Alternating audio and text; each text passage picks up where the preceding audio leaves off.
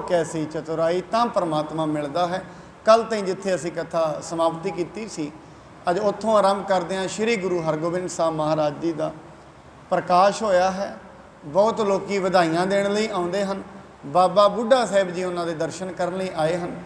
किवें वो दर्शन करते हैं, आओ हुण श्रवण करिए। आरंभ करन तो पहला सतगुरु जी वालों बख्शे पावन गुरमंत्र नाल सांझ पाइए। सतनाम श्री वाहिगुरु साहिब जी, सतनाम श्री वाहिगुरु साहिब जी। सब नरन सो कंग उचारत, हे प्रिय सखी सुनो मन लाए। माता गंगा जी जिन्नियां भी नारियां ने उत्थे सारियां नूं कहंदियां हन, हे सखियो तुसी मेरी एक गल नूं बड़ा ध्यान ला के सुनो। बूढ़े साहिब दे हम बर को, करियो निहाल भयो सुखदाए। सानू बाबा बुढ़ा साहब जी ने वर दिता है। उन्हां दे वर करके ही असी निहाल होए हाँ। उन्होंने अपनी कमाई दे विचों ऐसे वचन कहे हन। कुल भूखण सब घर को दीपक, सुंदर सुत ऐसो अब पाए। असी अपनी कुल दा गहना, घर दा दीपक, ऐसा सुंदर पुत्र प्राप्त कर लिया है। हे सजनी इस रजनी ऊपर, उमंग उमंग मन बल बल जाए। कहने हे सजनी इस रात ऊपर मन उछल उछल के बलिहार जाता है, क्योंकि इस रात दे विच ही सानू पुत्र की प्राप्ति हुई है। कर दर्शन सुंदर सिस केरा, अधिक सराहत रूप विशाल। सुंदर बालक दे दर्शन करके उस दे स्वरूप दी माता जी बहुत शलाघा करते हैं। वृद्ध के बरते वृद्ध होए पए, आसिक देत प्रेम के नाल। कहते बाबा बुढ़ा साहब जी ने बड़े प्रेम नाल आशीष दी है। इन्हां दी लंबी उम्र होएगी। वैसे जिहड़ी माँ हुंदी है, माँ नूं अपना बच्चा सब तो प्यारा हुंदा है। वो वखरी गल है, वो बच्चा भावें सारी दुनिया च सब तो प्यारा नहीं, पर माँ लई सब तो प्यारा हुंदा है, क्योंकि उस दे नाल उहदा मोह जुड़िया है। कदे भी तुसी वेखोगे जिस नाल भी साडा प्रेम हुंदा है, असी उस दी बहुत शलाघा करते हैं, बहुत ज़्यादा। किसी का पुत्र है तो वह दादा उन्होंने लैके बाहर बैठा होएगा ना, उहदियां गल्लां नूं जे करेगा, दूजा तो सुन सुन के बोर हो जाएगा। वो 40 मिनट उहदियां गल्लां करी जाएगा। ये एवें करता है, एवें गल्लां सुणाउंदा है, इनू ये भी आउंदा है, उहदियां गल्लां करी जाएगा। उहदे नाल उहदा मोह है। एवें जिहड़ा भगत हुंदा है, उहदा मोह परमात्मा नाल हुंदा है। उहदे कोल कोई बैठा होएगा, वो परमात्मा दियां करी जाएगा। परमात्मा ऐसा है, उहदे विच आह वाले गुण ने, वो इवें करदा है, लोकां नूं रोटी दिंदा है, रिजक दिंदा है, उहदियां गल्लां करी जाएगा। वैसे अकबर दे दरबार विच एक बार ऐसा होया, अकबर अपनी दासी नूं कहंदा है, कहंदा भी जाओ पूरे शहर दे विचों ऐसा बच्चा लभ के लैके आओ जिहड़ा बड़ा सुंदर होए। वो जासी जाती है, सारे बच्चे लभदी, अंत दे विच कोई बच्चा लैके आ जाती है। बच्चा अकबर के सामने लियाउंदी है। वो वेखते ने बच्चा तो इन्ना सोहना नहीं, तो दासी कहती है ये बच्चा सब तो सोहना है। ये सब तो सोहना है, ये सुहापण वाली तो कोई गल ही नहीं। कहते ये किहदा बच्चा है? कहते ये मेरा बच्चा है, तो मैनू इस तो प्यारा दुनिया च होर कोई लगता ही नहीं। इस करके माँ अपने बच्चे की शलाघा करती है। हो सकता है उस तो होर भी प्यारे बच्चे हों, पर वो हमेशा उसकी ही शलाघा करी जाती है। गुरु देव को पूजन अच सब, रामदासपुर के मग चाल। बड़े लोग अमृतसर तो चल के गुरु की वडाली गए, क्योंकि उन्होंने पता लग गया गुरु अर्जन साहब जी के घर बालक ने जन्म लिया है। सारे जाके फिर उन्होंने गुरु की वडाली प्रशादा छकिया।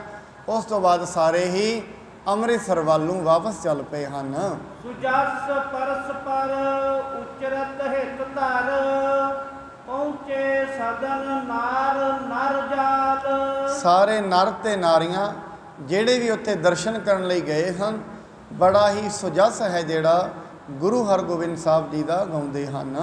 ਕੁਲ ਸ੍ਰੀ ਗੁਰ ਸੰਗ ਬੂਢਾ ਬੋਲਿਓ, ਬਾਲਕ ਦਰਸ਼ਨ ਦੇਹੋ ਦਿਖਰਾਏ। ਫਿਰ ਬਾਬਾ ਬੁੱਢਾ ਸਾਹਿਬ ਜੀ ਨੇ ਗੁਰੂ ਅਰਜਨ ਸਾਹਿਬ ਜੀ ਨੂੰ ਕਿਹਾ, ਕਹਿੰਦੇ ਅਸੀਂ ਵੀ ਆਏ ਹਾਂ, ਸਾਨੂੰ ਵੀ ਬਾਲਕ ਦੇ ਦਰਸ਼ਨ ਕਰਾ ਦੇਵੋ। ਮਹਿਦ ਲਾਲਸਾ ਮਨ ਮਹਿ ਮੇਰੇ, ਮਾਤ ਗਰਭ ਤੇ ਭਾ ਚਿਤ ਚਾਏ। ਕਹਿੰਦੇ ਹਨ ਮੇਰੇ ਦਿਲ ਦੇ ਵਿੱਚ ਬੜੇ ਸਮੇਂ ਤੋਂ ਇਹ ਲਾਲਸਾ ਲੱਗੀ ਹੋਈ ਹੈ, ਮੈਂ ਕਦੋਂ ਬਾਲਕ ਦੇ ਦਰਸ਼ਨ ਕਰਾਂਗਾ। ਜਿਨ ਕੇ ਕਾਰਨ ਭਏ ਸਗੁਨ ਸਭ, ਪਿੱਛੇ ਅਚਾਨਕ ਮੈਂ ਬਿਸਮਾਏ। ਕਹਿੰਦੇ ਹਨ ਜਿਨ੍ਹਾਂ ਨੂੰ ਜਦੋਂ ਬਾਬਾ ਜੀ ਨੇ ਵਰ ਦਿੱਤਾ, ਉਦੋਂ ਇਹ ਵੇਖਿਆ, ਕਹਿੰਦੇ ਜਦੋਂ ਵਾਰੀ ਅਸੀਂ ਦੇ ਰਹੇ ਸੀ, ਸਾਰੇ ਜਿਹੜੇ ਸ਼ਗਨ ਸੀ ਬਿਲਕੁਲ ਬੜੇ ਸੁੰਦਰ ਹੋ ਗਏ ਨੇ। ਸਾਡੇ ਦਿਲ ਦੇ ਵਿੱਚ ਵੀ ਇਹ ਚਾਹਨਾ ਹੈ ਵੀ ਐਸਾ ਉਹ ਬਾਲਕ ਤੇਜਸਵੀ ਬਾਲਕ ਜਨਮ ਲਏਗਾ ਜਿਹਦੇ ਇੰਨੇ ਸ਼ੁਭ ਸ਼ਗਨ ਹੋਏ ਹਨ। ਇਸ ਕਰਕੇ ਅਸੀਂ ਉਹਨਾਂ ਦੇ ਦਰਸ਼ਨ ਕਰਨੇ ਚਾਹੁੰਦੇ ਹਾਂ। ਜਿਸ ਹਿਤ ਜਨਨੀ ਭਈ ਨਮਰਤਾ, ਅਨੇਕ ਯਤਨ ਤੇ ਅਬ ਸੁਤ ਪਾਏ। ਕਹਿੰਦੇ ਹਨ ਜਿਸ ਨੂੰ ਪ੍ਰਾਪਤ ਕਰਨ ਵਾਸਤੇ ਉਹਨਾਂ ਦੀ ਮਾਤਾ ਨੇ ਇੰਨੀ ਨਿਮਰਤਾ ਧਾਰਨ ਕੀਤੀ, ਇੰਨੀ ਨਿਮਰਤਾ ਧਾਰਨ ਕੀਤੀ, ਭਾਵੇਂ ਆਪ ਮਾਤਾ ਗੰਗਾ ਜੀ ਗੁਰੂ ਅਰਜਨ ਸਾਹਿਬ ਜੀ ਦੇ ਘਰੋਂ ਨੇ, ਮਹਿਲ ਨੇ, ਪਰ ਫਿਰ ਵੀ ਨੰਗੇ ਪੈਰੀ ਔਰ ਪੈਦਲ ਹੀ ਚੱਲ ਕੇ ਬਾਬਾ ਬੁੱਢਾ ਸਾਹਿਬ ਜੀ ਦੇ ਕੋਲ ਜਾਂਦੇ ਹਨ। ਅਸੀਂ ਉਦਣ ਵੀ ਬੇਨਤੀ ਕੀਤੀ, ਸਾਧ ਸੰਗਤ, ਜਦੋਂ ਵੀ ਕਿਸੇ ਨੂੰ ਕੋਈ ਪ੍ਰਾਪਤੀ ਹੋਈ ਹੈ, ਪ੍ਰਾਪਤੀ ਨਿਮਰਤਾ ਵਿੱਚੋਂ ਹੁੰਦੀ ਹੈ। ਹੰਕਾਰ ਵਿੱਚੋਂ ਹਮੇਸ਼ਾ ਵਿਨਾਸ਼ ਹੋਇਆ ਹੈ, ਨਮਰਤਾ ਵਿੱਚੋਂ ਵਰ ਮਿਲੇ ਨੇ। ਹਰਨਾਕਸ਼ ਦੁਨੀਆ ਦੇ ਵਿੱਚ ਹੰਕਾਰ ਦਾ ਪ੍ਰਤੀਕ ਹੈ। ਬਾਣੀ ਕਹਿੰਦੀ ਨਾਸ਼ ਹੋ ਗਿਆ ਹਰਨਾਕਸ਼ ਦਾ। ਕਾਰਨ ਕੀ ਹੈ? ਹੰਕਾਰ। ਨਿਮਰਤਾ ਦੇ ਵਿੱਚ ਗੁਰੂ ਅੰਗਦ ਸਾਹਿਬ ਜੀ ਨੇ ਗੁਰਤਾ ਗੱਦੀ ਮਿਲੀ ਹੈ। ਨਿਮਰਤਾ ਦੇ ਵਿੱਚ ਗੁਰੂ ਅਮਰਦਾਸ ਜੀ ਨੇ ਭਾਵੇਂ ਲੱਤ ਵੀ ਮਾਰੀ ਭਾਈ ਦਾਤੂ ਜੀ ਨੇ, ਪਰ ਲੱਤ ਖਾ ਕੇ ਵੀ ਆਰਾਮ ਨਾਲ ਬੈਠੇ ਰਹੇ। ਨਿਮਰਤਾ ਰਾਜ ਦਵਾ ਦਿੰਦੀ ਹੈ, ਹੰਕਾਰ ਵਿਨਾਸ਼ ਕਰ ਜਾਂਦਾ ਹੈ। ਇਸ ਕਰਕੇ ਸਿਆਣੇ ਪੁਰਸ਼ ਬਾਣੀ ਤੇ ਇਹ ਕਹਿੰਦੀ ਹੈ, ਕਹਿੰਦੇ ਪਰਮਾਤਮਾ ਦਾ ਹੋਰ ਤੇ ਕਿਸੇ ਨਾਲ ਵੈਰ ਨਹੀਂ ਹੈ, ਹੰਕਾਰੀ ਨਾਲ ਜ਼ਰੂਰ ਹੈ। ਕਿਉਂਕਿ ਹੰਕਾਰੀ ਉਹ ਮਨੁੱਖ ਹੁੰਦਾ ਹੈ ਜਿਸ ਦੇ ਲਈ ਸਾਰਾ ਕੁਝ ਹੀ ਛੋਟਾ ਪੈ ਜਾਂਦਾ ਹੈ। ਹੰਕਾਰੀ ਦੇ ਲਈ ਪਹਿਲਾਂ ਕਿਸੇ ਨੂੰ ਵਿੱਦਿਆ ਮਿਲ ਜਾਏ, ਕੋਈ ਸਮਾਜ ਦੇ ਵਿੱਚ ਮਾੜੀ ਮੋਟੀ ਕੋਈ ਪੋਸਟ ਮਿਲ ਜਾਏ, ਕੋਈ ਧਨ ਮਿਲ ਜਾਏ ਜਾਂ ਬਲ ਮਿਲ ਜਾਏ, ਜਿਵੇਂ ਜਿਵੇਂ ਮਿਲਣਾ ਸ਼ੁਰੂ ਹੋਏਗਾ ਨਾ, ਪਹਿਲਾਂ ਉਸ ਦੇ ਲਈ ਘਰ ਦੇ ਛੋਟੇ ਹੋ ਜਾਂਦੇ ਨੇ, ਫਿਰ ਬਰਾਦਰੀ ਛੋਟੀ, ਫਿਰ ਸ਼ਹਿਰ ਛੋਟਾ, ਹੌਲੀ ਹੌਲੀ ਦੇਸ਼ ਛੋਟਾ। ਇੱਕ ਦਿਨ ਐਸਾ ਹੁੰਦਾ ਹੈ ਹੰਕਾਰੀ ਲਈ ਰੱਬ ਵੀ ਛੋਟਾ ਪੈ ਜਾਂਦਾ ਹੈ। ਹਰਨਾਕਸ਼ ਨੇ ਕਹਿ ਦਿੱਤਾ ਸੀ, ਕੌਣ ਹੈ ਰੱਬ, ਮੈਨੂੰ ਵਿਖਾਓ, ਕਿੱਥੇ ਵੱਸਦਾ ਰੱਬ? ਕੋਈ ਰੱਬ ਨਹੀਂ ਹੈ, ਮੈਂ ਹੀ ਰੱਬ ਹਾਂ। ਮੈਂ ਅੱਗੇ ਵੀ ਇੱਕ ਦਿਨ ਬੇਨਤੀ ਕੀਤੀ, ਸਾਧ ਸੰਗਤ ਯਾਦ ਰੱਖਣਾ, ਹਰੇਕ ਮਨੁੱਖ ਦੇ ਪ੍ਰਾਣਾਂ ਵਿੱਚ ਪਿਆਸ ਹੀ ਇਹੀ ਹੈ, ਮੈਂ ਰੱਬ ਬਣ ਜਾਵਾਂ। ਮੈਂ ਜਿੱਥੇ ਵੀ ਜਾਵਾਂ, ਹਰੇਕ ਲੋਕ, ਹਰੇਕ ਵਿਅਕਤੀ ਮੈਨੂੰ ਹੀ ਸਰਾਹਣ। ਬਸ ਹਰੇਕ ਮਨੁੱਖ ਦੇ ਪ੍ਰਾਣਾਂ ਵਿੱਚ ਇਹ ਪਿਆਸ ਹੈ, ਮੇਰੀ ਉਸਤਤੀ ਹੋਵੇ, ਬਸ ਹਰੇਕ ਦੇ ਵਿੱਚ, ਕਿਸੇ ਇੱਕ ਦੇ ਨਹੀਂ। ਕਿਉਂਕਿ ਹਰੇਕ ਮਨੁੱਖ ਪਰਮਾਤਮਾ ਦੀ ਅੰਸ਼ ਹੈ ਔਰ ਇਹ ਆਪਣੇ ਮੂਲ ਵੱਲ ਨੂੰ ਜੁੜਨਾ ਚਾਹੁੰਦਾ, ਪਰ ਜੁੜਨ ਦਾ ਤਰੀਕਾ ਗਲਤ ਬਣਾ ਲੈਂਦਾ। ਇਸ ਕਰਕੇ ਜਿੰਨੇ ਵੀ ਸਾਧਨ ਮਨੁੱਖ ਸਾਰਾ ਦਿਨ ਕਰਦਾ ਹੈ, ਸਾਰਾ ਦਿਨ ਕਾਹਦੇ ਲਈ? ਅਸਧਾਰਨ ਬਣਨ ਲਈ। ਅਸਧਾਰਨ। ਔਰ ਕਿੰਨਾ ਵਿੱਚ ਜਿੰਨੀ ਕਿਤੇ 200-250 ਜੀ ਨੇ, ਇੱਕ ਸਲਤਨਤ ਹੈ ਪੂਰੀ, ਮਾਮੇ ਤਾਏ ਚਾਚੇ, ਇੱਕ ਸਲਤਨਤ ਹੈ। ਉਹਨਾਂ ਵਿੱਚ ਇਹ ਸਭ ਤੋਂ ਵੱਡਾ ਬਣਨਾ ਚਾਹੁੰਦਾ, ਬਸ ਇਹ ਇਹਦੀ ਦੌੜ ਹੈ। ਇਸ ਕਰਕੇ ਉਹਨਾਂ 250-300 ਜੀਆਂ ਦੇ ਵਿੱਚ ਜੇ ਕਿਸੇ ਨੂੰ ਕੋਈ ਵੱਡੀ ਪੋਸਟ ਮਿਲ ਜਾਏ ਤੇ ਇਸ ਦੇ ਮਨ ਦੇ ਵਿੱਚ ਈਰਖਾ ਉਪਜ ਜਾਂਦੀ ਹੈ। ਉਵੇਂ ਦੁਨੀਆ ਨੂੰ ਭਾਵੇਂ ਕਰੋੜਾਂ ਰੁਪਈਆਂ ਦਾ ਫਾਇਦਾ ਹੋ ਜਾਏ, ਭਾਵੇਂ ਕੋਈ ਮੰਤਰੀ ਬਣ ਜਾਏ, ਇਹਨੂੰ ਕੋਈ ਦੁੱਖ ਨਹੀਂ ਹੁੰਦਾ। ਆਪਣੇ ਨੇੜੇ ਤੇੜੇ ਦੇ ਲੋਕਾਂ ਦੇ ਵਿੱਚ ਜਿਨ੍ਹਾਂ ਤੋਂ ਇਹ ਉੱਚਾ ਬਣਨਾ ਚਾਹੁੰਦਾ ਹੈ, ਕਿਸੇ ਨੂੰ ਕੋਈ ਵੱਡੀ ਚੀਜ਼ ਮਿਲ ਜਾਏ ਜਾਂ ਉਸ ਦੀ ਬੜੀ ਸ਼ਲਾਘਾ ਹੋਣ ਲੱਗ ਜਾਏ, ਇਹਨੂੰ ਨਾਲ ਹੀ ਦੁੱਖ ਹੋਣਾ ਸ਼ੁਰੂ ਹੋ ਜਾਂਦਾ ਹੈ। ਮੈਂ ਇਸ ਕਰਕੇ ਕਿਹਾ ਸੀ, ਆਪ ਜੀ ਇੱਥੇ ਰਹਿੰਦੇ ਹੋ, ਆਪਣੇ ਮੁਹੱਲੇ ਦੇ ਵਿੱਚ ਜੇ ਉਹਨਾਂ ਨਾਲ ਸਾਡਾ ਵਿਹਾਰ ਹੈ ਜਾਂ ਰਿਸ਼ਤੇਦਾਰੀ ਹੈ, ਜਿੰਨੇ ਲੋਕਾਂ ਦੇ ਨਾਲ, ਉਹਨਾਂ ਨੂੰ ਜੇ ਕਰੋੜ ਰੁਪਏ ਦਾ ਫਾਇਦਾ ਹੋ ਗਿਆ ਤੇ ਮਨੁੱਖ ਨੂੰ ਖਪੇਗਾ ਨਹੀਂ, ਜੇ ਉਹਦੇ ਵਿੱਚ ਗੁਣ ਨਹੀਂ ਹੈਗੇ। ਮੁਕੇਸ਼ ਅੰਬਾਨੀ ਨੂੰ 500 ਕਰੋੜ ਦਾ ਫਾਇਦਾ ਹੋ ਜਾਏ, ਇਹਨੂੰ ਕੋਈ ਲੈਣਾ ਦੇਣਾ ਨਹੀਂ ਹੈ, ਕਦੇ ਵੇਖ ਲੈਣਾ। ਜਿਹੜਾ ਸਾਡੀ ਸਲਤਨਤ ਤੋਂ ਬਾਹਰ ਹੈ, ਉਹਨੂੰ ਭਾਵੇਂ ਅਰਬਾਂ ਰੁਪਈਆਂ ਦਾ ਫਾਇਦਾ ਹੋ ਜਾਏ, ਇਸਨੇ ਉਹਦੇ ਨਾਲ ਕੋਈ ਨਹੀਂ ਲੈਣਾ। ਫਿਰ ਇਹਨੂੰ ਦੁੱਖ ਕਿਹਦਾ ਹੈ? ਜਿਹੜਾ ਸਾਡੇ ਨਾਲ ਜੁੜਿਆ ਹੈ, ਉਹਦਾ ਦੁੱਖ ਹੈ, ਕਿਉਂਕਿ ਇਹ ਉਹਨਾਂ ਵਿੱਚ ਸਭ ਤੋਂ ਵੱਡਾ ਬਣਨਾ ਚਾਹੁੰਦਾ ਹੈ। ਤੇ ਹੁਣ ਵੱਡਾ ਕਿਵੇਂ ਬਣਾਂਗਾ? ਉਹ ਤਾਂ ਇੰਨੀ ਅੱਗੇ ਪਹੁੰਚ ਗਿਆ। ਫਿਰ ਇਹ ਕੀ ਕਰੇਗਾ? ਹੋਰ ਤੇ ਇਹਦਾ ਵਸ ਨਹੀਂ ਚੱਲੇਗਾ, ਫਿਰ ਉਸ ਦੀ ਨਿੰਦਾ ਕਰੇਗਾ। ਚੋਰੀ ਕਰਕੇ ਕਮਾਇਆ, ਫਿਰ ਇਹ ਗੱਲਾਂ ਕਹੇਗਾ। ਡਾਕੇ ਮਾਰ ਕੇ ਕਮਾਇਆ, ਫਿਰ ਉਸ ਦੀ ਨਿੰਦਾ ਕਰੇਗਾ। ਇਸ ਕਰਕੇ ਜਿਹੜੇ ਵਿਅਕਤੀ ਆਪਣੀ ਇੱਕ ਸਲਤਨਤ ਦੇ ਵਿੱਚ, ਆਪਣੇ ਰਿਸ਼ਤੇਦਾਰਾਂ ਨਾਤੀਆਂ ਦੇ ਵਿੱਚ ਅੱਗੇ ਪਹੁੰਚ ਜਾਂਦੇ ਨੇ, ਬੜੀ ਛੇਤੀ ਪਹੁੰਚ ਜਾਂਦੇ ਨੇ, ਅਕਸਰ ਉਹਨਾਂ ਦੀ ਨਿੰਦਾ ਹੁੰਦੀ ਹੈ। ਕਦੇ ਵੇਖ ਲੈਣਾ, ਅਕਸਰ ਲੋਕ ਉਹਨਾਂ ਦੀ ਨਿੰਦਾ ਕਰਨਗੇ। ਕਿਉਂ? ਹੁਣ ਸਾਡੇ ਬਸ ਤੋਂ ਬਾਹਰ ਚਲਾ ਗਿਆ, ਉਸ ਦੀ ਨਿੰਦਾ ਸ਼ੁਰੂ ਹੋ ਜਾਂਦੀ ਹੈ। ਇਸ ਕਰਕੇ ਹੰਕਾਰੀ ਦਾ ਪਰਮਾਤਮਾ ਦੇ ਨਾਲ ਵੈਰ ਬਣ ਜਾਂਦਾ। ਬਣ ਕਹਿੰਦੇ ਅਹੰਕਾਰੀਆਂ ਨਿੰਦਕਾਂ ਪਿੱਠ ਦੇ। ਪਰਮਾਤਮਾ ਹਮੇਸ਼ਾ ਹੀ ਪਿੱਠ ਦਿੰਦਾ ਹੰਕਾਰੀਆਂ ਨੂੰ। ਇਸ ਕਰਕੇ ਹੰਕਾਰੀਆਂ ਨਾਲ ਉਹਦਾ ਵੈਰ ਹੈ। ਜਿਹੜੇ ਨਿਮਰਤਾ ਧਾਰਨ ਕਰਦੇ ਨੇ, ਉਹਨਾਂ ਨੂੰ ਉਹ ਬਖਸ਼ਿਸ਼ਾਂ ਕਰ ਦਿੰਦਾ ਹੈ। ਸ੍ਰੀ ਅਰਜਨ ਕਹੈ ਧਾਏ ਹੰਕਾਰੀ, ਲਿਹੋ ਬ੍ਰਿਧ ਕੋ ਸੰਗ ਸਿਧਾਰ। ਇਸ ਕਰਕੇ ਗੁਰੂ ਅਰਜਨ ਸਾਹਿਬ ਮਹਾਰਾਜ ਜੀ ਨੇ ਇੱਕ ਸੇਵਕਾਂ ਨੂੰ, ਇੱਕ ਦਾਸੀ ਨੂੰ ਬੁਲਾਇਆ। ਕਹਿੰਦੇ ਇੱਧਰ ਆਓ, ਬਾਬਾ ਬੁੱਢਾ ਸਾਹਿਬ ਜੀ ਨੂੰ ਆਪਣੇ ਨਾਲ ਲੈ ਕੇ ਜਾਓ ਅਤੇ ਇਹਨਾਂ ਨੂੰ ਦਰਸ਼ਨ ਕਰਾਉਣੇ ਕਰੋ। ਅੰਤਰ ਸਦਨ ਦਿਖਾਵੋ ਬਾਰਿਕ, ਗੁਰ ਨਾਨਕ ਨਾਮ ਉਚਾਰ। ਇਹਨਾਂ ਨੂੰ ਅੰਦਰ ਲੈ ਜਾਵੋ ਅਤੇ ਸ੍ਰੀ ਗੁਰੂ ਨਾਨਕ ਸਾਹਿਬ ਜੀ ਦਾ ਨਾਮ ਉਚਾਰਨ ਕਰਕੇ ਬਾਬਾ ਬੁੱਢਾ ਸਾਹਿਬ ਜੀ ਨੂੰ ਦਰਸ਼ਨ ਕਰਾਵੋ। ਅਪਰਨ ਡਰ ਕਰੀਐ ਰਖਾਵੋ, ਰਖਚਕ ਜਿਸ ਕੇ ਸ੍ਰੀ ਕਰਤਾਰ। ਹੋਰ ਕੋਈ ਵੀ ਡਰ ਤੁਸੀਂ ਧਾਰਨ ਨਹੀਂ ਕਰਨਾ। ਬਾਲਕ ਹਰਗੋਬਿੰਦ ਦੇ ਰਕਸ਼ਕ ਪਰਮਾਤਮਾ ਨੇ, ਔਰ ਜਦੋਂ ਤਾਈਂ ਪਰਮਾਤਮਾ ਰਕਸ਼ਕ ਹੈ, ਉਦੋਂ ਤਾਈਂ ਦੁਨੀਆ ਨਾ ਕਿਸੇ ਨੂੰ ਕੋਈ ਆਬਾਦ ਕਰ ਸਕਦਾ ਹੈ, ਨਾ ਬਰਬਾਦ ਕਰ ਸਕਦਾ ਹੈ। ਜੇ ਕੋਈ ਮਨੁੱਖ ਇਹ ਕਵੇ ਮੈਂ ਫਲਾਣੇ ਨੂੰ ਬਰਬਾਦ ਕਰ ਦੇਵਾਂਗਾ, ਉਹਦੇ ਹੱਥ ਵਿੱਚ ਨਹੀਂ ਹੈ। ਨਾ ਕੋਈ ਕਿਸੇ ਨੂੰ ਆਬਾਦ ਕਰ ਸਕਦਾ ਹੈ। ਗੁਰੂ ਰਾਮਦਾਸ ਜੀ ਕਹਿੰਦੇ ਨਾ ਕੋਈ ਕਿਸੇ ਨੂੰ ਬਰਬਾਦ ਕਰ ਸਕਦਾ ਹੈ। ਮਹਾਰਾਜ ਕਹਿੰਦੇ ਨਾ ਕੋਈ ਤੇਰੀ ਆਰਥਿਕ ਮੌਤ ਕਰ ਸਕਦਾ ਹੈ, ਨਾ ਕੋਈ ਸਰੀਰਕ ਮੌਤ ਕਰ ਸਕਦਾ ਹੈ। ਹਾਂ, ਜਿਸ ਦਿਨ ਆ ਗਈ ਸਾਧਨ ਕੋਈ ਵੀ ਬਣ ਜਾਏਗਾ। ਜਿਸ ਦਿਨ ਕਿਸੇ ਚੀਜ਼ ਦੀ ਆਰਥਿਕਤਾ ਦੀ ਬਰਬਾਦੀ ਹੋਣੀ ਹੈ, ਧਨ ਦੀ ਬਰਬਾਦੀ ਹੋਣੀ ਹੈ, ਸਾਧਨ ਆਪਣੇ ਘਰ ਦਾ ਪੁੱਤਰ ਵੀ ਬਣ ਜਾਂਦਾ ਹੈ। ਉਹ ਵੱਖਰੀ ਗੱਲ ਹੈ, ਸਾਧਨ ਕੋਈ ਵੀ ਬਣ ਸਕਦਾ ਹੈ। ਪੜ੍ਹ ਕਹਿੰਦੀ ਹਰ ਬਿਨ ਕੋਈ ਮਾਰ ਜੀਵਾਲ ਨਾ ਸਕੈ, ਮਨ ਹੋਏ ਨਿਚਿੰਦ ਨਿਸਲ ਹੋਏ ਰਹੀ ਹੈ। ਡਰ ਤੋਂ ਬਿਨਾਂ ਜੀ ਜ਼ਿੰਦਗੀ, ਉਹ ਵੀ ਕੋਈ ਜ਼ਿੰਦਗੀ ਹੈ। ਜੇ ਜ਼ਿੰਦਗੀ ਦੇ ਵਿੱਚ ਬੋਝ ਲੈ ਕੇ ਜਿਉਣਾ, ਅਸੀਂ ਰਸਤੇ 'ਤੇ ਜਾਂਦੇ ਹੋਈਏ ਨਾ, ਤੇ ਗੁਰਦੁਆਰੇ ਆ ਰਹੇ ਹਾਂ ਤੇ 15 ਕਿਲੋ ਸਿਰ 'ਤੇ ਟੋਕਰਾ ਧਰ ਕੇ ਲਾਈਏ ਰੋਜ਼, ਅਸੀਂ ਕਹਾਂਗੇ ਚੰਗਾ ਜਾਣਾ ਹੈ। ਜਾਣਾ ਤੇ 10 ਮਿੰਟ ਦਾ ਰਾਸਤਾ ਹੈ ਤੇ 15 ਕਿਲੋ ਵਜਨ ਹੈ, ਥੱਕ ਜਾਂਦੇ ਹਾਂ ਬਿਲਕੁਲ। ਇਹ ਜ਼ਿੰਦਗੀ ਦਾ ਰਾਹ ਹੈ। ਇਹ ਜ਼ਿੰਦਗੀ ਨੂੰ ਜੀ ਰਹੇ ਹਾਂ, ਕਿਸੇ ਦੀ ਈਰਖਾ ਦਾ ਟੋਕਰਾ ਸਿਰ 'ਤੇ ਰੱਖਿਆ, ਕਿਸੇ ਦੀ ਨਿੰਦਾ ਦਾ ਰੱਖਿਆ, ਤੇ ਜ਼ਿੰਦਗੀ ਬੇਹਾਲ ਹੋਈ ਪਈ ਹੈ। ਜੀਓ ਤਪਤ ਹੈ ਬਾਰੋ ਬਾਰ, ਤਪ ਤਪ ਖਪੈ ਬਹੁਤ ਵਿਕਾਰ। 80% ਲੋਕੀ ਤੇ ਇਹੀ ਕਹਿ ਦਿੰਦੇ ਨੇ ਹੁਣ ਜ਼ਿੰਦਗੀ ਜਿਉਣ ਦਾ ਦਿਲ ਹੀ ਨਹੀਂ ਕਰਦਾ, ਮੇਰਾ ਦਿਲ ਕਰਦਾ ਮੈਂ ਮਰ ਹੀ ਜਾਵਾਂ, ਐਵੇਂ ਕਹਿ ਦਿੰਦੇ। ਅਮਰੀਕਾ ਏਡਾ ਵੱਡਾ ਮੁਲਕ ਹੈ, 80% ਲੋਕ ਮਾਨਸਿਕ ਤੌਰ 'ਤੇ ਪਰੇਸ਼ਾਨ ਹੋਏ ਪਏ ਨੇ ਉਸ ਦੇਸ਼ 'ਚ। ਉੱਥੋਂ ਦੀ ਸਟੱਡੀ ਇਹ ਗੱਲ ਕਹਿੰਦੀ ਹੈ। ਕਾਰਨ ਕੀ ਹੈ? ਕਿਉਂਕਿ ਮਨੁੱਖ ਦੇ ਅੰਦਰ ਸ਼ਾਂਤੀ ਨਹੀਂ ਹੈ।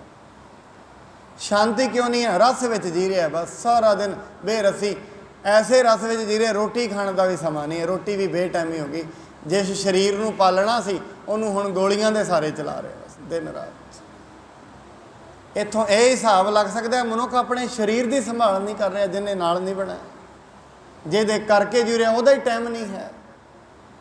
ਇਸ ਕਰਕੇ ਕਦੀ ਵੇਖ ਲੈਣਾ, 4ਥੀ ਕਲਾਸ ਦੀ ਬੁੱਕ ਹੈ, ਉਹਦੇ ਵਿੱਚ ਲਿਖਿਆ ਜਾਂਦਾ ਵੀ ਰੋਟੀ ਚਬਾ ਕੇ ਖਾਓ ਤੇ 10 ਮਿੰਟ ਲਾ ਕੇ ਖਾਓ। ਖਾਣ ਤੋਂ ਬਾਅਦ ਫਿਰ ਚੋਲੀ ਵੀ ਕਰੋ ਤੇ ਦੰਦ ਵੀ ਸਾਫ਼ ਕਰੋ, ਦੰਦ ਵੀ ਠੀਕ ਰਹਿਣ। ਛੋਟੀਆਂ ਜਿਹੀਆਂ ਗੱਲਾਂ ਨੇ। ਕਿਹੜਾ ਮਨੁੱਖ ਹੈ ਜਿਹੜਾ 10 ਮਿੰਟ ਰੋਟੀ ਖਾਂਦਾ, ਉਧਰੋਂ ਰੋਟੀ ਚੱਲਦੀ, ਉਧਰੋਂ ਫੋਨ ਚੱਲਦਾ, ਆ ਗਿਆ ਬਸ ਮੈਂ, ਤੁਸੀਂ ਬਾਹਰ ਖੜ੍ਹੇ ਹੋ। ਅਸੀਂ ਕੀ ਜ਼ਿੰਦਗੀ ਹੈ ਜਿਉਣਾ? ਕਾਹਦੇ ਲਈ ਜੀ ਰਹੇ ਹਾਂ? ਰੋਟੀ ਦੇ ਧਿਆਨ ਨਾਲ ਖਾ ਨਹੀਂ ਰਹੇ, ਜਿਹਦੇ ਲਈ ਸਾਰਾ ਕੁਝ ਕਰ ਰਹੇ ਹਾਂ ਅੱਗੇ ਰੋਟੀ ਪਈ ਆ, ਉਧਰੋਂ ਫੋਨ ਚੱਲੇ, ਤੁਸੀਂ ਬਾਹਰ ਖੜੋ, ਮੈਂ 2 ਮਿੰਟ 'ਚ ਰੋਟੀ ਖਾ ਕੇ ਆਇਆ। ਫਿਰ ਕਾਹਦੇ ਲਈ ਜੀ ਰਿਹਾ ਤੂੰ ਜ਼ਿੰਦਗੀ ਵਿੱਚ? ਕੀ ਕਰਨਾ ਹੈ ਅਸੀਂ ਜ਼ਿੰਦਗੀ ਜੀ ਕੇ? ਨਾ ਖਾਣਾ ਢੰਗ ਦਾ ਹੈ, ਨਾ ਪੀਣਾ ਢੰਗ ਦਾ ਹੈ, ਨਾ ਬੋਲਣਾ ਢੰਗ ਦਾ। ਰਾਤ ਨੂੰ ਵੀ ਪਰੇਸ਼ਾਨ, ਸੁੱਤਿਆਂ ਵੀ ਪਰੇਸ਼ਾਨ, ਚੱਲਦਿਆਂ ਵੀ ਪਰੇਸ਼ਾਨ, ਗੱਲ ਕਰਦਿਆਂ ਵੀ ਪਰੇਸ਼ਾਨ। ਫਿਰ ਇਹ ਜ਼ਿੰਦਗੀ ਹੈ ਕਿ ਮਜ਼ਾਕ ਚੱਲ ਰਿਹਾ ਜ਼ਿੰਦਗੀ ਨਾਲ? ਮਨੁੱਖ ਡਿਪਰੈਸ਼ਨ ਦਾ ਰੋਗੀ ਬਣਦਾ ਜਾ ਰਿਹਾ, ਸਰੀਰਕ ਰੋਗੀ ਬਣਦਾ ਜਾ ਰਿਹਾ। ਮੈਂ ਇੱਕ ਦਿਨ ਪਹਿਲਾਂ ਵੀ ਬੇਨਤੀ ਕੀਤੀ ਸੀ, ਹਸਪਤਾਲ ਖੋਲ੍ਹਣ ਦੀ ਲੋੜ ਨਹੀਂ ਹੈ, ਆਪਣੇ ਆਚਾਰ ਵਿਚਾਰ ਠੀਕ ਕਰੀਏ। ਹਸਪਤਾਲ ਤੇ ਅਸੀਂ ਬੰਦ ਕਰ ਦੇਣੇ ਨੇ, ਕਿਉਂ ਖੋਲ੍ਹਣੇ ਨੇ? ਮੈਂ ਉਸ ਦਿਨ ਕਿਹਾ, ਮੁਹੰਮਦ ਸਾਹਿਬ ਦੇ ਕੋਲ ਵੈਦ ਆਇਆ, ਵੈਦ ਆ ਕੇ ਕਹਿੰਦਾ ਤੁਹਾਡੇ ਕੋਲ ਸੰਗਤ ਆਉਂਦੀ ਹੈ ਅਤੇ ਮੈਂ ਉਹਨਾਂ ਨੂੰ ਦਵਾਈ ਦੇਵਾਂਗਾ। ਕਹਿੰਦੇ ਇੱਥੇ ਕੋਈ ਬਿਮਾਰ ਨਹੀਂ ਹੁੰਦਾ। ਕਿਉਂ? ਜਿਹੜੇ ਸੰਗਤੀ ਆਉਂਦੇ ਨੇ ਇੱਕ ਇੱਕ ਗੱਲ ਨੂੰ ਮੰਨਦੇ ਨੇ, ਰੋਜ਼ ਬੰਦਗੀ ਕਰਦੇ ਨੇ, ਇਹਨਾਂ ਨੂੰ ਸਾਰਾ ਪਤਾ ਲੱਗਿਆ ਜ਼ਿੰਦਗੀ ਕੀ ਹੈ, ਖਾਣਾ ਕਿਵੇਂ ਹੈ, ਪੀਣਾ ਕਿਵੇਂ ਹੈ, ਬੋਲਣਾ ਕਿਵੇਂ, ਇਹਨਾਂ ਨੂੰ ਸਾਰਾ ਪਤਾ ਹੈ। ਇਹਨਾਂ ਨੂੰ ਗਿਆਨ ਹੋ ਗਿਆ, ਇਹ ਬਿਮਾਰ ਕਿਉਂ ਹੋਣਗੇ? ਜਦੋਂ ਜ਼ਿੰਦਗੀ ਵਿਗੜ ਜਾਏਗੀ, ਬੇਚੈਨੀ ਹੋ ਜਾਏਗੀ ਦਿਮਾਗ ਦੇ ਵਿੱਚ। ਮੈਨੂੰ ਕਈ ਵਾਰੀ ਗੁਰੂ ਨਾਨਕ ਸਾਹਿਬ ਦੀ ਗੱਲ ਯਾਦ ਆਉਂਦੀ ਹੈ, ਗੁਰੂ ਅਰਜਨ ਸਾਹਿਬ ਜੀ ਦੀ। ਇਹਨੇ ਕਾਮ ਕ੍ਰੋਧ ਕਾਇਆ ਕੋ ਗੱਲ ਹੈ। ਜਦੋਂ ਇਸ ਪੰਕਤੀ ਦੇ ਅਸੀਂ ਡੂੰਘਾਈ ਵਿੱਚ ਗਏ ਨਾ, ਇੱਕ ਕਿਤਾਬ ਹੈ ਡਾਕਟਰ ਆਗਿਆਜੀਤ ਸਿੰਘ ਜੀ, ਸਧਾਰਨ ਮਨੋਵਿਗਿਆਨ। ਉਹਦੇ ਵਿੱਚੋਂ ਪਤਾ ਕੀ ਲਿਖਦੇ ਨੇ ਕਿ ਮਹਾਰਾਜ ਕਹਿੰਦੇ ਨੇ ਵੀ ਜਿਹੜਾ ਕ੍ਰੋਧ ਹੈ ਇਹ ਜ਼ਿੰਦਗੀ ਨੂੰ, ਸਰੀਰ ਨੂੰ ਖਰਾਬ ਕਰ ਦਿੰਦਾ ਹੈ। ਇਹ ਕਿਵੇਂ ਹੋ ਸਕਦਾ ਹੈ? ਮਨ ਦਾ ਅਤੇ ਤਨ ਦਾ ਇਹਦਾ ਮਤਲਬ ਆਪਸ ਦੇ ਵਿੱਚ ਬੜਾ ਜੁੜਾਵ ਹੈ। ਇਸ ਕਰਕੇ ਕਦੀ ਵੇਖਣਾ, ਜਿਹੜਾ ਮਨੁੱਖ ਚਿੰਤਾ ਕਰੇਗਾ ਨਾ, ਸ਼ੁਰੂ ਦੇ ਵਿੱਚ ਉਹ ਜਦੋਂ ਚਿੰਤਾ ਕਰੇਗਾ ਮਨ ਸਹਿਣ ਕਰਦਾ ਰਹੇਗਾ। ਜਦੋਂ ਮਨ ਸਹਿਣ ਕਰਨਾ ਬੰਦ ਕਰ ਦੇਗਾ ਨਾ, ਉਹ ਆ ਕੇ ਸਰੀਰ 'ਤੇ ਡਿੱਗ ਪੈਂਦੀ ਹੈ। ਫਿਰ ਸਰੀਰ ਪਰੇਸ਼ਾਨ ਹੋ ਜਾਂਦਾ ਹੈ, ਕਦੇ ਹਾਰਟ ਦੀ ਪ੍ਰੋਬਲਮ, ਕਦੇ ਕਿਉਂ? ਉਹ ਜਿਹੜਾ ਮਨ ਸਹਿਣ ਨਹੀਂ ਸੀ ਕਰ ਪਾ ਰਿਹਾ, ਉਹ ਸਰੀਰ 'ਤੇ ਸੁੱਟ ਦਿੱਤਾ। ਉਹ ਕਹਿੰਦੇ ਹਨ ਜਦੋਂ ਮਨੁੱਖ ਨੂੰ ਕ੍ਰੋਧ ਆਉਂਦਾ ਹੈ ਨਾ, ਮਨੁੱਖ ਦੇ ਮਨ ਦੇ ਅੰਦਰ, ਦਿਮਾਗ ਦੇ ਅੰਦਰ ਇੱਕ ਐਡਰੀਨਲ ਨਾਲ ਦੀ ਗ੍ਰੰਥੀ ਹੈ, ਐਡਰੀਨਲ ਨਾਲ ਦੀ ਨਾੜੀ ਹੈ ਅੰਦਰ। ਕਹਿੰਦੇ ਜਦੋਂ ਕ੍ਰੋਧ ਹੁੰਦਾ ਹੈ ਨਾ, ਉਹਦੇ ਵਿੱਚੋਂ ਇੱਕ ਰਸ ਨਿਕਲਦਾ ਹੈ ਅਤੇ ਉਹ ਰਸ ਮਨੁੱਖ ਦੇ ਬਲੱਡ ਦੇ ਵਿੱਚ ਚਲਾ ਜਾਂਦਾ ਹੈ। ਜਿੰਨੀ ਜ਼ਿਆਦਾ ਕ੍ਰੋਧ ਆਏਗਾ ਉਨਾ ਹੀ ਰਸ ਉਹ ਬਲੱਡ ਵਿੱਚ ਜਾਏਗਾ ਅਤੇ ਮਨੁੱਖ ਦਾ ਸਰੀਰ ਦੁਖੀ ਹੋ ਜਾਏਗਾ, ਰੋਗ ਲੱਗ ਜਾਣਗੇ ਉਹਦੇ ਸਰੀਰ ਨੂੰ। ਗੁਰੂ ਨਾਨਕ ਸਾਹਿਬ ਜੀ ਦੀ ਇਹ ਗੱਲ ਮੈਂ ਕਹਿੰਦਾ, ਕਿੰਨੀ ਸਤਿਗੁਰੂ ਮਹਾਰਾਜ ਨੇ ਕਿੰਨੇ ਸਰੀਰ ਦੀ ਡੂੰਘਾਈ ਵਿੱਚ ਜਾ ਕੇ ਗੱਲ ਕਹੀ। ਕਾਮ ਕ੍ਰੋਧ ਕਾਇਆ ਕੋ ਗੱਲ ਹੈ, ਕਮਾਲ ਦੀ ਗੱਲ। ਕਹਿੰਦੇ ਐਡਰੀਨਲ ਦੀ ਗੰਤੀ। ਅਸੀਂ ਅਗਰ ਹੁਣ ਕ੍ਰੋਧ ਕਰਾਂਗੇ, 72 ਘੰਟੇ ਦੇ ਖੂਨ ਦਾ ਦੌਰਾ ਠੀਕ ਨਹੀਂ ਹੁੰਦਾ ਮਨੁੱਖ ਦਾ। 2 ਮਿੰਟ ਦਾ ਕ੍ਰੋਧ 72 ਘੰਟੇ ਦੇ ਖੂਨ ਦੇ ਦੌਰੇ ਨੂੰ ਠੀਕ ਨਹੀਂ ਰਹਿਣ ਦਿੰਦਾ। ਪਰ ਜਿਹੜਾ ਮਨੁੱਖ ਰਹਿੰਦਾ ਹੀ ਕ੍ਰੋਧ ਦੇ ਵਿੱਚ ਆ, ਕਦੇ ਕਿਸੇ ਦੀ ਈਰਖਾ ਵਿੱਚ, ਕਿਸੇ ਦੇ ਸਾੜੇ 'ਚ, ਉਹਦਾ ਤਾਂ ਬਲੱਡ ਵਗਦਾ ਹੀ ਐਵੇਂ ਹੋਏਗਾ ਬੜੀ ਤੇਜ਼। ਇਸ ਕਰਕੇ ਮੈਂ ਉਸ ਦਿਨ ਵੀ ਕਿਹਾ, ਸ਼ੇਖ ਸਾਦੀ ਕਹਿੰਦਾ ਹੈ, ਮੇਰੇ ਪਿਤਾ ਨੇ ਮੈਨੂੰ ਇੱਕੋ ਹੀ ਗੱਲ ਸਮਝਾਈ ਸੀ। ਕਹਿੰਦੇ ਬੇਟਾ, ਜਦੋਂ ਤੈਨੂੰ ਕੋਈ ਮਾੜਾ ਬੋਲੇ ਨਾ, ਉਹਨੂੰ ਨਾਲੋਂ ਨਾਲ ਜਵਾਬ ਨਹੀਂ ਦੇਣਾ, 24 ਘੰਟੇ ਦਾ ਸਮਾਂ ਮੰਗ ਲੈਣਾ ਵੀ ਤੈਨੂੰ ਇਹਦਾ ਜਵਾਬ ਮੈਂ 24 ਘੰਟੇ ਬਾਅਦ ਦਿਆਂਗਾ। ਮਾੜਾ ਬੋਲ ਗਿਆ, ਕੋਈ ਗੱਲ ਨਹੀਂ, ਜਾ ਲੈਣ ਦੇ ਉਹਨੂੰ, ਉਹਦਾ ਜਵਾਬ ਤੂੰ 24 ਘੰਟਿਆਂ ਬਾਅਦ ਦੇਣਾ। ਕਿਉਂ? 24 ਘੰਟਿਆਂ 'ਤੇ ਖੂਨ ਦਾ ਦੌਰਾ ਠੀਕ ਹੋ ਜਾਏਗਾ। ਫਿਰ ਬੰਦਾ ਸੋਚਦਾ ਛੱਡੋ ਪਰਾਂ। ਕੋਈ ਵੀ ਲੜਾਈ ਹੁੰਦੀ ਹੈ ਨਾ, 24 ਘੰਟੇ 'ਤੇ ਮਨੁੱਖ ਸੋਚ ਲੈਂਦਾ ਵੀ ਇਹ ਤਾਂ ਮਾੜਾ ਹੀ ਕੀਤਾ, ਕੀ ਫਾਇਦਾ ਨਿਕਲਿਆ ਲੜ ਕੇ। ਕਹਿੰਦਾ ਇਸ ਕਰਕੇ 24 ਘੰਟੇ ਦਾ ਵਕਤ ਆਪਣੇ ਮਨ ਨੂੰ ਕਹਿ ਦੇਣਾ ਚਾਹੀਦਾ ਹੈ। ਇਸ ਕਰਕੇ ਬਾਬਾ ਬੁੱਢਾ ਸਾਹਿਬ ਜੀ ਕਹਿੰਦੇ ਨੇ, ਕਹਿੰਦੇ ਹੈ ਮਨੁੱਖ, ਗੁਰੂ ਅਰਜਨ ਸਾਹਿਬ ਜੀ ਕਹਿੰਦੇ ਨੇ, ਗੁਰੂ ਹਰਗੋਬਿੰਦ ਸਾਹਿਬ ਜੀ ਦੇ ਰੱਖਿਅਕ ਕੌਣ ਨੇ? ਪਰਮਾਤਮਾ। ਇਸ ਕਰਕੇ ਪਰਮਾਤਮਾ ਤੋਂ ਬਿਨਾਂ ਨਾ ਕੋਈ ਇੱਥੇ ਆਬਾਦ ਕਰਨ ਵਾਲਾ ਹੈ, ਨਾ ਕੋਈ ਬਰਬਾਦ ਕਰਨ ਵਾਲਾ ਹੈ। ਕਿਉਂਕਿ ਪਰਮਾਤਮਾ ਨੇ ਇਹ ਚੀਜ਼ ਕਿਸੇ ਦੇ ਹੱਥ ਦਿੱਤੀ ਹੀ ਨਹੀਂ। ਜੇ ਕਿਤੇ ਦੇ ਦਿੰਦਾ, ਇਹ ਦੁਨੀਆ ਦਾ ਨਕਸ਼ਾ ਐਸਾ ਨਹੀਂ ਸੀ ਹੋਣਾ। ਉਹਨੇ ਕਿਸੇ ਦੇ ਹੱਥ ਦੇ ਵਿੱਚ ਦਿੱਤਾ ਨਹੀਂ। ਕਹੋ ਨਾਨਕ ਕਰਤੇ ਕੀਆਂ ਬਾਤਾਂ, ਜੋ ਕਿਛ ਕਰਨਾ ਸੋ ਕਰ ਰਿਹਾ। ਉਹ ਆਪਣੀ ਮਰਜ਼ੀ ਨਾਲ ਕਰਦਾ ਹੈ, ਕਿਸੇ ਹੋਰ ਦੀ ਮਰਜ਼ੀ ਨਹੀਂ ਚੱਲਣ ਦਿੰਦਾ ਹੈ। ਜਿਮ ਔਰ ਆਂਖ ਹੈ, ਮੁਖ ਤੇ ਭਾਂਖ ਹੈ, ਰਹੋ ਇਸ ਆਗਿਆ ਕੇ ਅਨੁਸਾਰ। ਗੁਰੂ ਅਰਜਨ ਸਾਹਿਬ ਜੀ ਕਹਿਣ ਲੱਗੇ ਦਾਸੀ ਨੂੰ, ਜਿਹੜੇ ਨਾਲ ਜਾਂਦੇ ਨੇ, ਸੇਵਾਦਾਰਨੀ ਬੀਬੀ, ਉਹਨੂੰ ਕਹਿੰਦੇ ਨੇ ਜਿਵੇਂ ਬਾਬਾ ਬੁੱਢਾ ਸਾਹਿਬ ਜੀ ਕਹਿਣਗੇ ਉਵੇਂ ਹੀ ਕਰਨਾ ਹੈ। ਜੋ ਵੀ ਗੱਲ ਤੁਹਾਨੂੰ ਇਹ ਕਹਿਣ ਉਵੇਂ ਹੀ ਕਰਨੀ ਹੈ।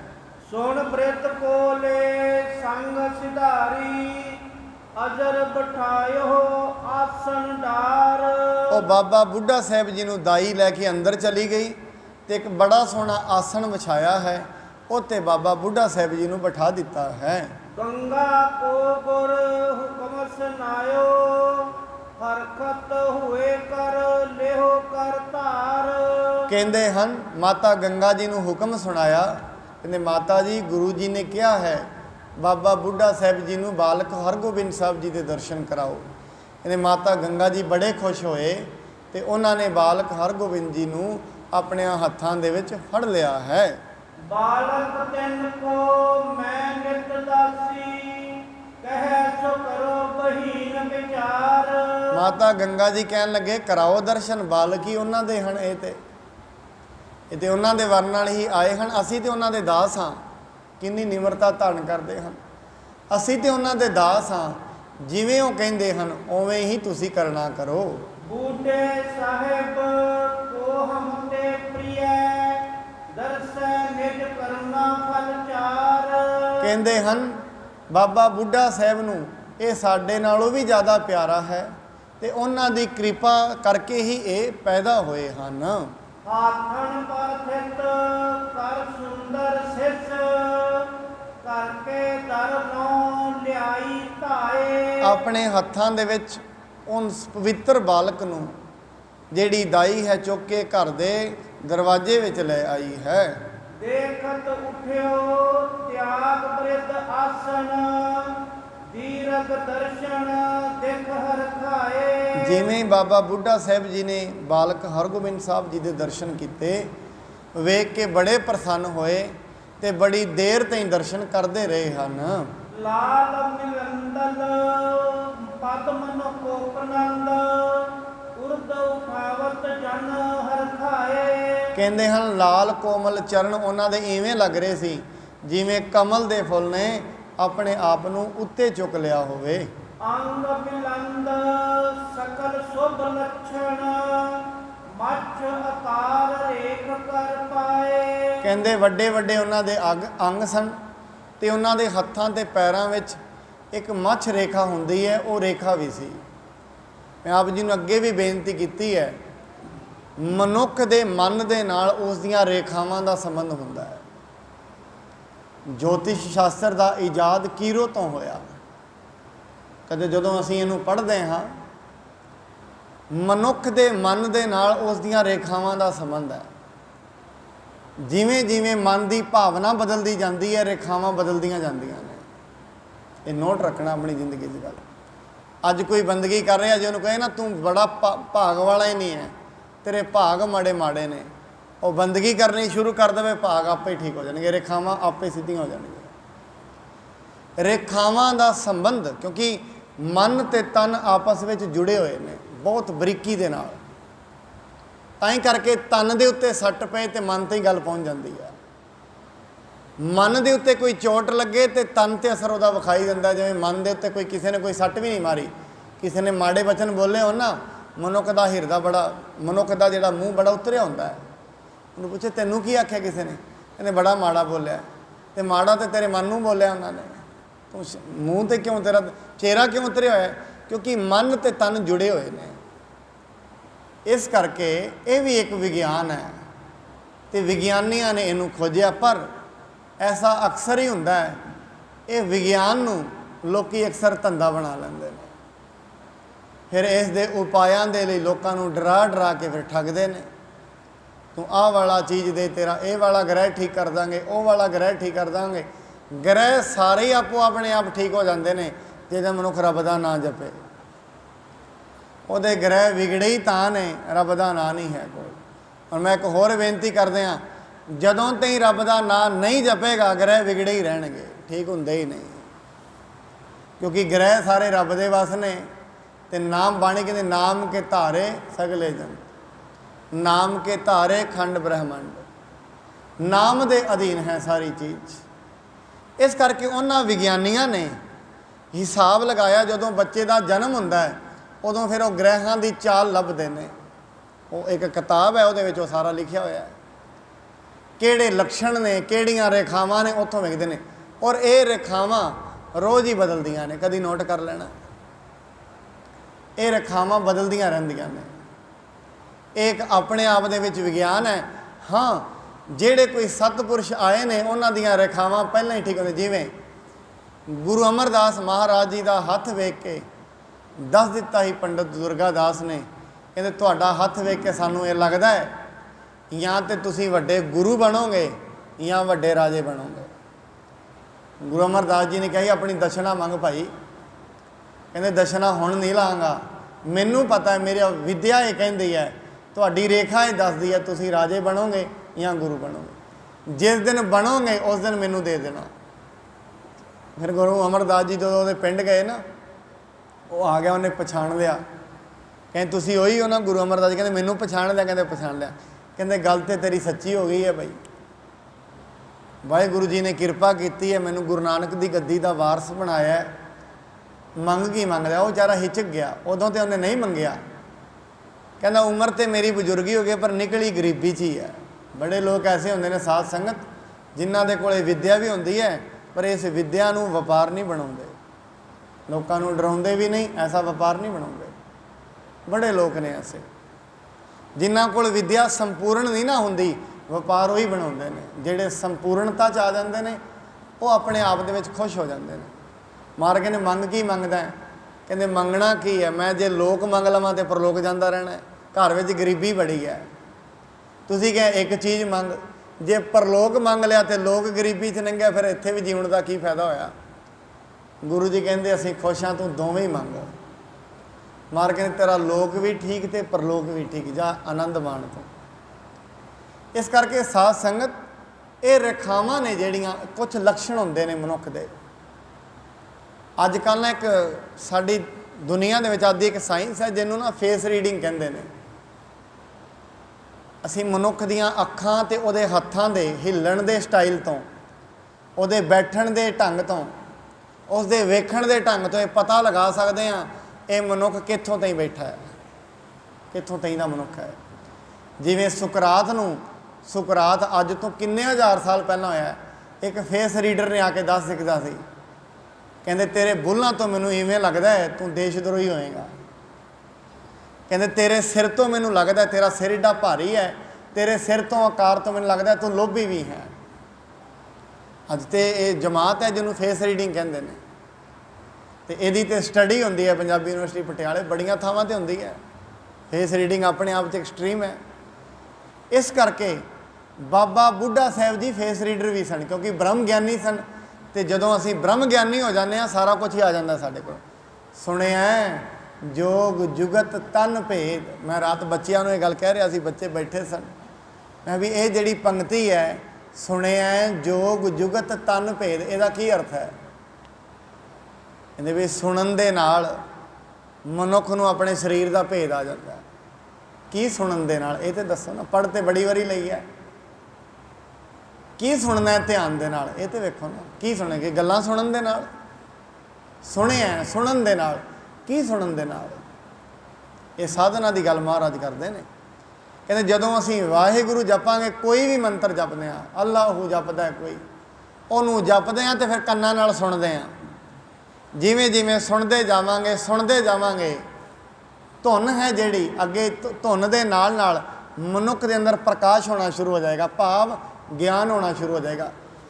प्रकाश शब्द है ना जिहड़ा, ये सिंबोलिक शब्द है, संकेतात्मक शब्द। प्रकाश का मतलब होंदा है ज्ञान। फिर मनुख उस ज्ञान के पिछे चल पैंदी है, उहदी सुरत। इहनूं कहंदे ने सुरत का जागना, जाग रे मन जागण हारे, इहनूं कहंदे ने जागना। हुण प्रकाश के पिछे नहीं तुरदी सुरत, उस ज्ञान के पिछे तुरदी है जिहड़ा उहनूं प्रकाश होया है। काहदे नाल? धुन दे नाल, जिहड़ा धुन उहने गाई है, उस धुन दे नाल जिहड़ा ज्ञान होया है वो प्रकाश के पिछे चल पैंदा। फिर उसनूं सुनन दे नाल महाराज कहंदे सुनिया जोग जुगत तन भेद। जोगी लोग जिहड़ियां जुगतां गैब होण दीयां शक्तियां जिहड़ियां जोग विचों लभदे ने ना, जिहड़ा मनुख नाम सुणदा उहनूं सहजे मिल जांदियां ने। अपने शरीर दे विच किन्नियां नाड़ियां ने, सारियां नाड़ियां नूं चैक कर लैंदे ने भगत। और तुसीं हैरान हो जाओगे, भगतां ने दस्सिया भी साडे अंदर 72 नाड़ियां ने, गुरबाणी में 72,000 नाड़ियां ने, उन्होंने गुरबाणी च लिखिया। उन्होंने किवें पता लग्या साडे इन्नियां नाड़ियां ने? क्योंकि शरीर तो बाहर हो गई सुरत, अजे तो शरीर विच फड़ी हुई है। जदों तो सुरत शरीर विच है ਉਦੋਂ ਤਾਈਂ ਮਾफ़ ਕਰਨਾ, ਨਾ ਗੁਰੂ ਦੇ ਬੋਲ ਸਮਝ ਆਉਣਗੇ ਨਾ ਗੱਲ ਸਮਝ ਆਏਗੀ। ਇਹਨੂੰ ਕਹਿੰਦੇ ਨੇ ਉਦੋਂ ਤਾਈਂ ਮਨੁੱਖ ਇਗਨੋਰੈਂਸ ਵਿੱਚ ਨਹੀਂ ਰਹਿੰਦਾ, ਕਹਿੰਦਾ ਇਗਨੋਰ ਕਰ ਦਿੰਦਾ ਗੁਰੂ ਦੀ ਗੱਲ ਨੂੰ ਵੀ, ਜਿਹਨੂੰ ਕਹਿੰਦਾ ਕੰਨਾਂ ਤੋਂ ਸੁਣ ਕੇ ਟਾਲ ਦਿੱਤੀ। ਹੁਣ ਅਸੀਂ ਕਹਿੰਦੇ ਸੁਣਿਆ, ਸੁਣਨ ਦੇ ਨਾਲ ਗੱਲ ਬਣਨੀ ਹੈ। ਕੀ ਸੁਣਨ ਦੇ ਨਾਲ? ਸ਼ਬਦ ਸੁਣਨ ਦੇ ਨਾਲ। ਜਿਵੇਂ ਜਿਵੇਂ ਸ਼ਬਦ ਧਿਆਨ ਦੇ ਨਾਲ ਸੁਣਾਂਗੇ ਸੁਰਤ ਜਾਗ ਜਾਏਗੀ। ਪਰ ਜੇ ਅਸੀਂ ਸਤ ਸੰਗਤ ਸੁਣੀ ਜਾਈਏ ਤੇ ਤੁਰੀਏ ਹੀ ਨਾ। ਜਿਵੇਂ ਇੱਥੇ ਅਸੀਂ ਬੈਠੇ ਹਾਂ, ਕਿਸੇ ਨੂੰ ਕਹੀਏ ਵੀ ਜਾ GT ਰੋਡ ਤੇ 2 ਕਿਲੋ ਸੋਨਾ ਪਿਆ ਤੇ ਤੂੰ ਚੱਕ ਕੇ ਲਿਆਉਣਾ ਹੈ, ਤੇ ਰੋਜ਼ ਇੱਥੇ ਬੈਠ ਕੇ ਸੁਣੀ ਜਾਏ GT ਰੋਡ ਤੇ ਸੋਨਾ ਪਿਆ, ਰੋਜ਼ ਸੁਣੀ ਜਾਏ, ਤੁਰੇ ਹੈ ਨਾ ਕਿ ਲੈ ਆਏਗਾ ਚੁੱਕ ਕੇ? ਨਹੀਂ ਲਾਏਗਾ। ਕਾਰਨ ਕੀ? ਇਹ ਤੇ ਸੁਣ ਲਿਆ ਉੱਥੇ ਪਿਆ, ਤੁਰਿਆ ਹੀ ਨਹੀਂ ਹੈ। ਸਫ਼ਰ ਨਿਬੜਦਾ ਤੁਰਨ ਦੇ ਨਾਲ, ਸੁਣਨ ਨਾਲ ਨਹੀਂ।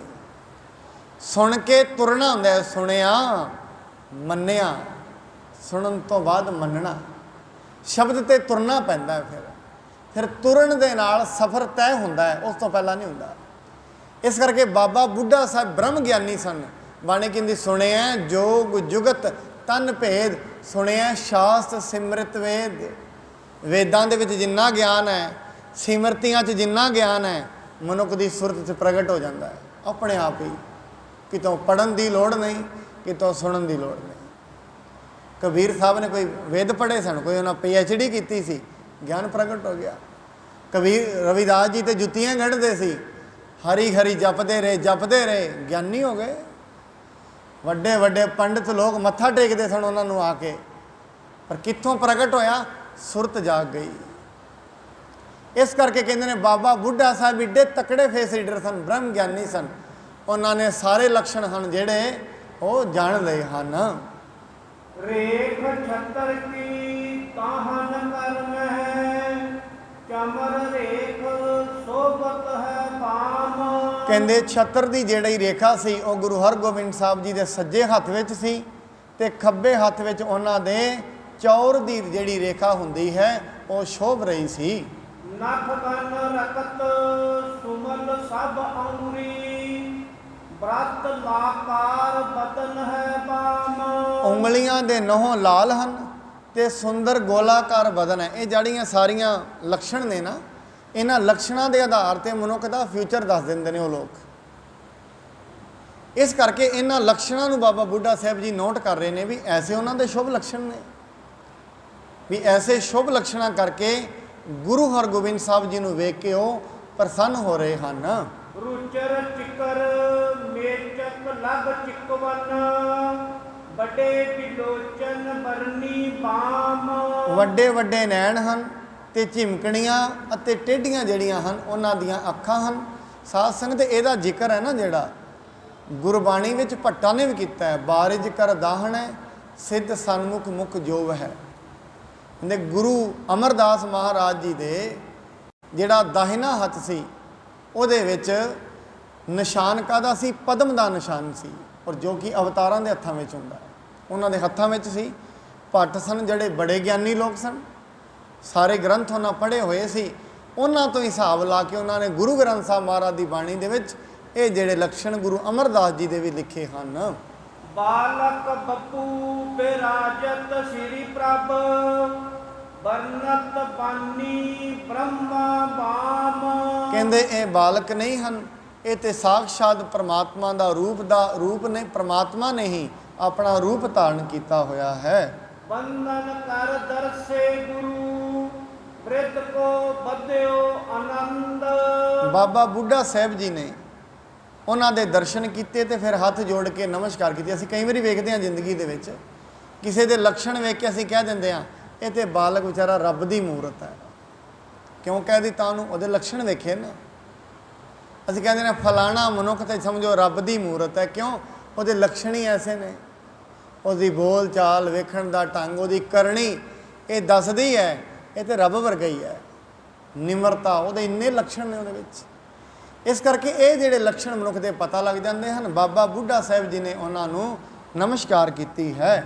ਸਭਨ ਸੁਨਾਵਤ ਨਾਮ ਕਹੈ, ਸੁਭ ਸ੍ਰੀ ਹਰਗੋਬਿੰਦ। ਨਾਲ ਹੀ ਉਹਨਾਂ ਨੇ ਕਿਹਾ, ਬਾਬਾ ਬੁੱਢਾ ਸਾਹਿਬ ਜੀ ਨੇ ਉਹਨਾਂ ਦਾ ਨਾਮ ਵੀ ਬਾਬਾ ਬੁੱਢਾ ਸਾਹਿਬ ਜੀ ਨੇ ਰੱਖਿਆ। ਕਹਿੰਦੇ ਇਸ ਬਾਲਕ ਦਾ ਨਾਮ ਤੁਸੀਂ ਹਰਗੋਬਿੰਦ ਰਖਣਾ ਹੈ। ਗੁਰ ਅਰਜਨ ਢਿਗ ਆਏ ਕੈ ਆਇਸ ਲੇਹ ਰਖਾਏ। ਫਿਰ ਬਾਬਾ ਬੁੱਢਾ ਸਾਹਿਬ ਜੀ ਗੁਰੂ ਅਰਜਨ ਸਾਹਿਬ ਜੀ ਦੇ ਕੋਲ ਆਏ ਤੇ ਉਹਨਾਂ ਤੋਂ ਉਹਨਾਂ ਨੇ ਆਗਿਆ ਲਈ ਵੀ ਸਤਿਗੁਰੂ ਜੀ ਹੁਣ ਸਾਨੂੰ ਜਾਣਾ ਚਾਹੀਦਾ ਹੈ। ਨਿਜ ਥਲ ਗਮਨਿਓ ਬੀੜ ਕੋ ਨਿਜ ਥਲ ਗਮਨਿਓ ਬੀੜ ਕੋ ਸਤਿ ਨਾਮ ਲਿਵ ਲਾਏ। ਫਿਰ ਬਾਬਾ ਬੁੱਢਾ ਸਾਹਿਬ ਜੀ ਬੀੜ ਬਾਬਾ ਬੁੱਢਾ ਸਾਹਿਬ ਜਿਹੜੀ ਅੱਜ ਵੀ ਹੈ, ਫਿਰ ਸਤ ਨਾਮ ਦਾ ਉਚਾਰਨ ਕਰਦੇ ਹੋਏ ਉੱਥੇ ਚਲੇ ਗਏ। ਇੱਥੋਂ ਤਾਈਂ ਦੀ ਆਪਾਂ ਕਥਾ ਅੱਜ ਸ਼ਰਵਣ ਕਰਾਂਗੇ। ਕੱਲ੍ਹ ਨੂੰ ਜਦੋਂ ਗੁਰੂ ਹਰਗੋਬਿੰਦ ਸਾਹਿਬ ਜੀ ਦਾ ਪਤਾ ਸਾਰੇ ਪਿੰਡ ਵਿੱਚ ਲੱਗਦਾ ਹੈ, ਜਿਹੜੇ ਉਹਨਾਂ ਦੇ ਭਰਾ ਨੇ ਬਾਬਾ ਪ੍ਰੀਤੀ ਚੰਦ ਜੀ ਤੇ ਉਹਨਾਂ ਦੇ ਘਰੋਂ ਬੀਬੀ ਕਰਮੋ ਜੀ, ਉਹ ਕਿੰਨੇ ਆਪਣੇ ਵੱਲੋਂ ਉਪਰਾਲੇ ਕਰਦੇ ਨੇ ਬਾਲਕ ਹਰਗੋਬਿੰਦ ਸਾਹਿਬ ਜੀ ਨੂੰ ਮਾਰਨ ਦੇ, ਕਿੰਨੇ ਉਹਨਾਂ ਦੇ ਉਪਰਾਲੇ ਨੇ। ਪਰ ਜਦੋਂ ਪਰਮਾਤਮਾ ਰੱਖਿਅਕ ਹੋਏ ਸਾਰੇ ਉਪਰਾਲੇ ਫੇਲ ਹੋ ਜਾਂਦੇ ਨੇ। ਜਿੰਨੇ ਮਰਜ਼ੀ ਮਨੁੱਖ ਉਪਰਾਲੇ ਕਰੇ, ਜਦੋਂ ਤਾਈਂ ਰੱਬ ਨਾਲ ਹੈ ਉਦੋਂ ਤਾਈਂ ਕਿਸੇ ਦੀ ਕੁਛ ਨਹੀਂ ਚੱਲਦੀ। ਮੈਨੂੰ ਮਸਕੀਨ ਜੀ ਦੀ ਗੱਲ ਬੜੀ ਯਾਦ ਆਉਂਦੀ। ਉਹ ਕਹਿੰਦੇ ਹੁੰਦੇ ਨੇ, ਕਹਿੰਦੇ ਜਦੋਂ ਅਸੀਂ ਕਥਾ ਕਰਦੇ ਸੀ ਨਾ, ਸਾਨੂੰ ਕਈ ਵਾਰੀ ਕਹਿੰਦੇ ਇੰਗਲੈਂਡ ਵਿੱਚ ਕਹਿਣਾ ਲੋਕਾਂ ਹੁਣ ਗਿਆਨੀ ਜੀ ਤੁਹਾਡੇ ਫੱਟੇ ਹੀ ਚੁੱਕਦੇ ਨੇ, ਮਾਰ ਦੇਣਾ ਹੈ ਤੁਹਾਨੂੰ। ਕਹਿੰਦਾ ਮੈਂ ਉਹਨਾਂ ਨੂੰ ਆਖਿਆ ਜਦੋਂ ਤਾਈਂ ਯਾਦ ਰੱਖਣਾ, ਜਦੋਂ ਤਾਈਂ ਰੱਬ ਨੇ ਮੈਨੂੰ ਜ਼ਿੰਦਗੀ ਦਿੱਤੀ ਹੈ ਉਦੋਂ ਤਾਈਂ ਤੇ ਮੇਰਾ ਫੱਟਾ ਕਿਸੇ ਨੇ ਚੁੱਕਣਾ ਨਹੀਂ ਹੈ। ਤੇ ਜਿੱਦਣ ਉਹਨੇ ਜ਼ਿੰਦਗੀ ਖੋਹ ਲੈਣੀ ਹੈ ਫਿਰ ਕੀ ਪਤਾ ਤੁਹਾਡੇ ਹੱਥੋਂ ਹੀ ਚੁਕਾ ਲਏ, ਇਹ ਕੋਈ ਪਤਾ ਨਹੀਂ। ਇਸ ਕਰਕੇ ਜਦੋਂ ਤਾਈਂ ਪਰਮਾਤਮਾ ਨੇ ਸਾਨੂੰ ਪ੍ਰਲਬਧ ਲਿਖੀ ਹੈ ਸਾਡੀ, ਜੇ ਉਹਨੇ ਕਰਮ ਸ਼ੁਭ ਲਿਖੇ ਨੇ, ਆਪਣੀ ਕਰਨੀ ਦੇ ਹਿਸਾਬ ਨਾਲ ਸਾਡੇ ਕਰਮ ਬਣਦੇ ਨੇ। ਜੇ ਕਰਨੀ ਠੀਕ ਹੈ ਤੇ ਪਰਮਾਤਮਾ ਦੇ ਅੱਗੇ ਅਸੀਂ ਝੁਕਦੇ ਹਾਂ, ਉਹਨੂੰ ਬੇਨਤੀਆਂ ਕਰਦੇ ਹਾਂ, ਉਦੋਂ ਤਾਈਂ ਤੇ ਕੋਈ ਮਨੁੱਖ ਨੇੜੇ ਨਹੀਂ ਲੱਗਦਾ। ਜਦੋਂ ਕਰਨੀ ਮਾੜੀ ਹੋ ਗਈ ਫਿਰ ਇਹਦੇ ਵਿੱਚ ਕੋਈ ਕਸੂਰ ਨਹੀਂ ਹੈ। ਫਿਰ ਬਾਣੀ ਕਹਿੰਦੀ ਹੈ ਦੱਦਾ ਦੋਸ਼ ਨਾ ਦਿਉ ਕਿਸੈ ਦੋਸ਼ ਕਰਮਾਂ ਆਪਣਿਆਂ। ਫਿਰ ਆਪਣੇ ਕਰਮ ਨੂੰ ਦੋਸ਼ ਦੇਣਾ ਚਾਹੀਦਾ ਹੈ। ਕੱਲ੍ਹ ਨੂੰ ਅਸੀਂ ਇਸੇ ਦੇ ਉੱਤੇ ਇਸ ਵਿਸ਼ੇ ਦੇ ਉੱਤੇ ਵਿਚਾਰ ਕਰਾਂਗੇ। ਨਾਲ ਦੀ ਨਾਲ ਇੱਕ ਵਿਸ਼ਾ ਹੋਰ ਮੈਨੂੰ ਸੰਗਤ 'ਚੋਂ ਵੀ ਕਹਿ ਰਹੇ ਸੀ, ਇਹ ਜ਼ਿੰਦਗੀ ਦੇ ਵਿੱਚ ਅਸੀਂ ਜਿੰਨੇ ਵੀ ਪ੍ਰਾਣੀ ਬੈਠੇ ਹਾਂ, ਕੋਈ ਮਾਂ ਹੈ ਕੋਈ ਪਿਤਾ ਹੈ, ਇਹਨਾਂ ਦੇ ਨਾਲ ਸਾਡਾ ਸੰਜੋਗ ਕਿਵੇਂ ਬਣਦਾ ਹੈ। ਕਿ ਪਿਛਲੇ ਜਨਮਾਂ ਵਿੱਚ ਵੀ ਅਸੀਂ ਇਕੱਠੇ ਸੀ, ਜੇ ਇਕੱਠੇ ਸੀ ਤੇ ਕਿਵੇਂ ਸੀ, ਤੇ ਕਿਵੇਂ ਸਾਡਾ ਇਸ ਜਨਮ 'ਚ ਸੰਜੋਗ ਬਣਿਆ, ਅਗਲੇ ਜਨਮ 'ਚ ਸਾਡਾ ਕਿਵੇਂ ਜੀਵਾਤਮਾ ਦਾ